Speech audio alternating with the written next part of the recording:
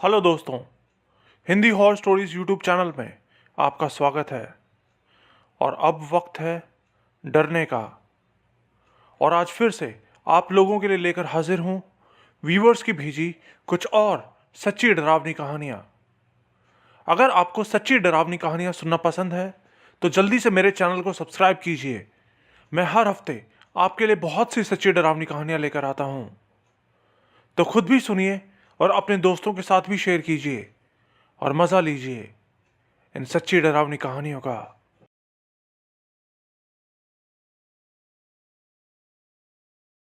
मेरा नाम प्रताप है। मैं हरियाणा के अंबाला का रहने वाला हूँ। आज मैं आपको अपने गांव की एक सच्ची कहानी बताने जा रहा हूँ। तो कहानी ऐसी है कि कुछ टाइम पहले हमारे गांव में एक बुजुर्ग की मौत हो गई थी। और उनकी मौत के बाद से ही गांव वाले अक्सर उनकी आत्मा को देखने की बात करते थे।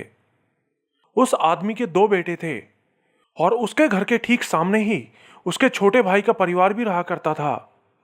उनके भी दो बेटे थे। तो एक बार सर्दियों की छुट्टियों में उनके छोटे भाई के किसी रिश्तेदार का कोई बच्चा उनके घर आया हुआ था। साथ ही बता दूं कि उन चारों भाइयों की जमीन एक ही थी, मतलब कि उनकी जमीन का बंटवारा नहीं हुआ था। और उन दिनों उनके खेत में ट्यूबवेल लगवाने का काम चल रहा था। ट्यूबवेल का काम रात में देर तक चलता है। तो उस रात वो चारों भाई और वो लड़का खेत में ही बैठे हुए थे। रात के करीब 1 बज रहे थे। सर्दी का वक्त था और कोहरा भी बहुत था। तो उन्होंने उस लड़के को कहा कि घर जाके सबके लिए चाय ले आओ। तो वो लड़का अकेले ही ठंड में चादर लपेट के चाय लाने के लिए निकल गया।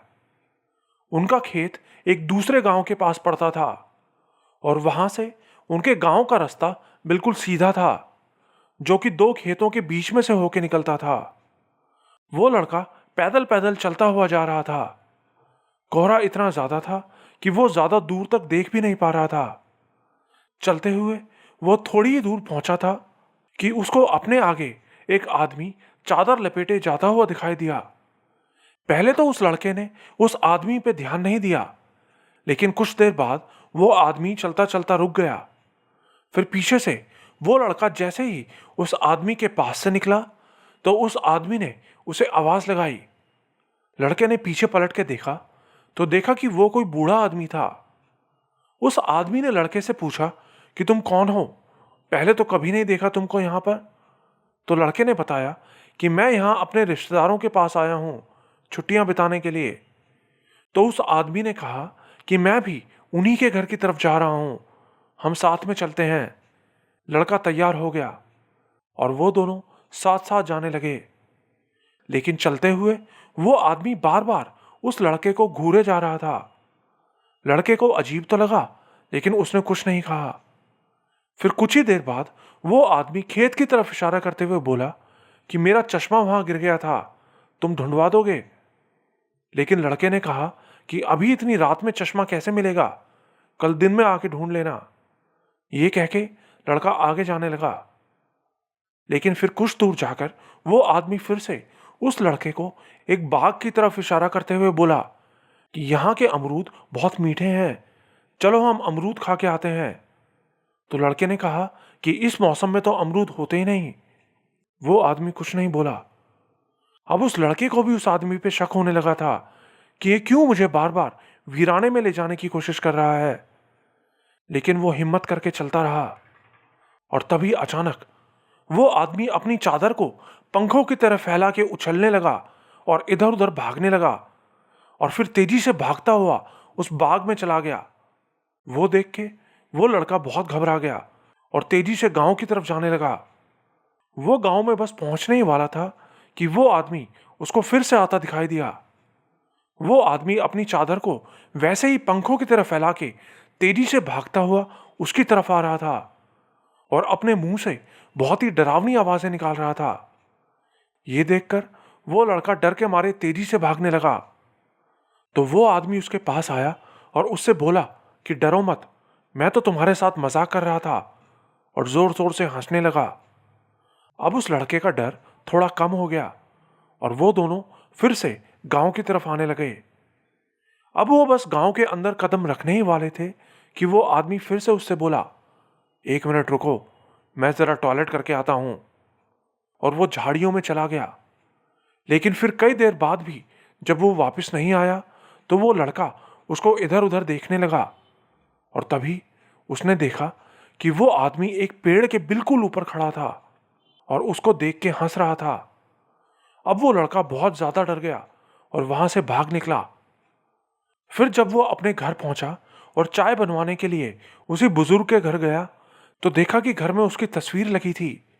तस्वीर देख के वो और डर गया और जल्दी से बाहर जाके उसने गांव के बाहर की तरफ देखा तो देखा कि वही आदमी गांव के बाहर बोर्ड पर हाथ रख के खड़ा था। उस वक्त वो लड़का इतना डर गया कि डर के मारे वहीं बेहोश हो गया। फिर जब उसे होश आया तो उसने सबको पूरी बात बताई। तो हमारे गांव के गुरुद्वारा साहिब के पंथी जी ने बताया कि इसके हाथ में लोहे का कड़ा था, जिसकी वजह से वो प्रेत इसका कुछ नहीं बिगाड़ सका।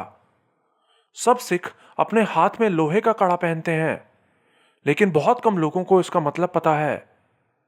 बताते हैं कि जब मुगलों से जंग चल रही थी तो मुगल कई तरह के काले इल्म का इस्तेमाल करते थे। तो उस वक्त गुरु गोविंद सिंह जी ने सब सिखों को लोहे का कड़ा पहनने का आदेश दिया था और कहा था कि कोई भी सिख कभी भी अपने हाथ से लोहे का कड़ा नहीं उतारेगा। और इसीलिए आज तक भी हर सिख अपने हाथ में लोहे का कड़ा पहनता है।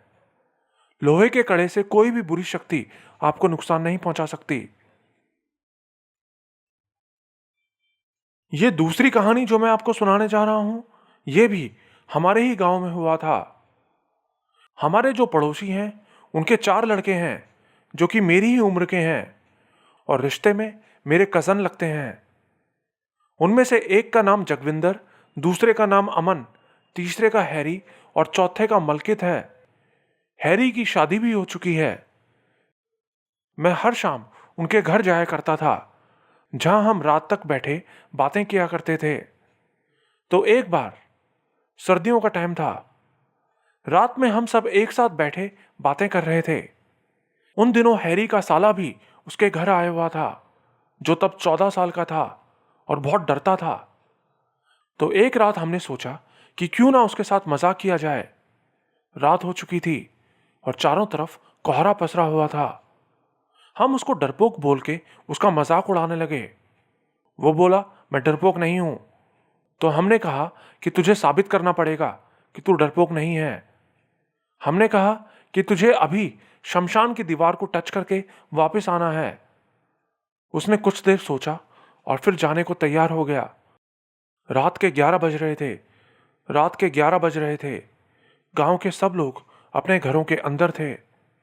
वो शमशान की तरफ निकल पड़ा, लेकिन फिर 5 मिनट बाद ही वो भागता हुआ वापस आ गया। वो बहुत डरा हुआ था। हमने उसका मजाक उड़ाते हुए कहा कि तू तो घर से बाहर निकलते ही डर गया। तो उसने बताया कि जब मैं बाहर जा रहा था तो एक पेड़ के पास पहुंच के मुझे सामने से एक आदमी शॉल लपेटे मेरी तरफ आता दिखाई दिया और वो आदमी झाड़ियों के पास पहुंच के अचानक से गायब हो गया। ये देखकर मैं वापस भाग आया। उसकी बात सुन के हम सब हंसने लगे। हमें उसकी बात पर बिल्कुल भी यकीन नहीं था। तो वो बोला कि कल रात मैं आप सबको भी साबित कर दूंगा कि मैंने उस आदमी को देखा था। हम भी तैयार हो गए। फिर अगली रात हम सब उसी पेड़ के पास पहुंच गए जहां से उसने उस आदमी को आता हुआ देखा था और वहां छुप के उस आदमी के आने का इंतजार करने लगे। चारों तरफ सन्नाटा और कोहरा छाया हुआ था, लेकिन उस रात हवा में एक अजीब सी मनुसियत फैली थी। और फिर थोड़ी देर बाद ही हमें दूर एक आदमी आता हुआ दिखाई दिया। उसने अपने हाथ में घास काटने वाली दांती पकड़ी हुई थी, लेकिन अंधेरे की वजह से उसका चेहरा दिखाई नहीं पड़ रहा था। वो सीधा चलता हुआ आ रहा था और तभी अचानक वो जोर जोर से हंसने लगा और दांती को हवा में घुमाने लगा। वो देखकर हम सब हैरान रह गए कि ये कौन है और ऐसे क्यों कर रहा है। वो हंसता हुआ आया और उन्हीं झाड़ियों के पास पहुंच के गायब हो गया। वो देख के हम सब डर गए। हम सब ने उसको गायब होता देखा था। डर के मारे हमारी हालत इतनी खराब हो गई थी कि हमें बाहर निकलने में भी डर लग रहा था। और तभी हमें उस पेड़ के पत्ते हिलने की आवाज आई। हमने ऊपर देखा तो हमारे होश उड़ गए। ऊपर वही आदमी हाथ में दांती लिए उस पेड़ पर उल्टा लटका हुआ था। वो देख के हम उसी वक्त वहां से भागे और अपने घर चले गए। उस दिन के बाद हम उस जगह फिर कभी नहीं गए।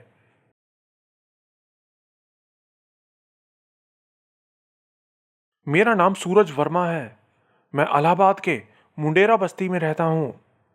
ये बात मेरे चाचा के साथ 3 साल पहले घटी थी। तो एक रात मेरे चाचा रात को 12:30 बजे के करीब अपने काम से वापस आ रहे थे। रास्ते में एक रेलवे लाइन पड़ती थी। लोग बताते थे कि वो रेलवे लाइन भूतिया है। वह बहुत से लोगों की जान भी जा चुकी थी।